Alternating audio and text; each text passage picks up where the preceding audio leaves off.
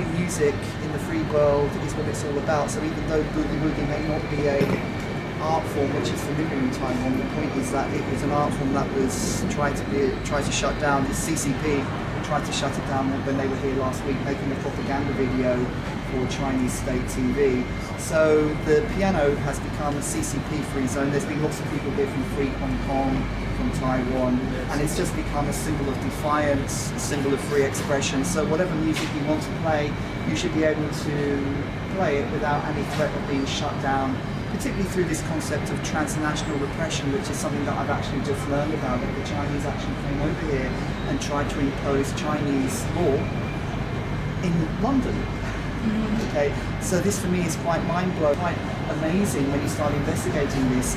The reach of the CCP is much more serious than I originally thought. It's totally, I'm radical, they radicalized me, right? The CCP they totally did.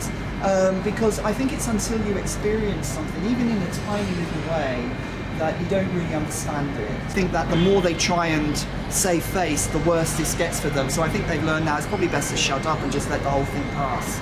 So at the moment I've received nothing, just a lot of threats, a few death threats, but so far nothing. The issue is as follows, that MI5 could not find a direct link between her and CCP activities. And there's currently a defamation case between her and MI5.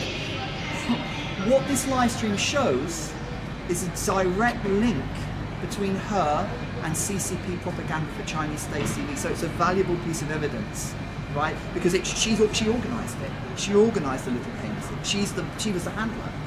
And so this is why she doesn't want to be in it, because it's legal evidence. It symbolises self-autonomy. It symbolises independence.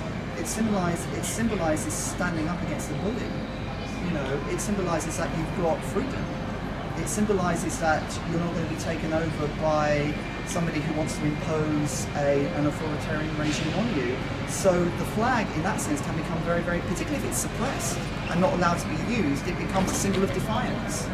Okay. So I'm all for freedom, self-expression, not being controlled by an outside bully, and the symbol of the flag, as the symbol of the piano, just becomes a symbol of defiance and a symbol of freedom. So that's what it stands for me, whether it's a Taiwanese flag or it's a symbol of the piano.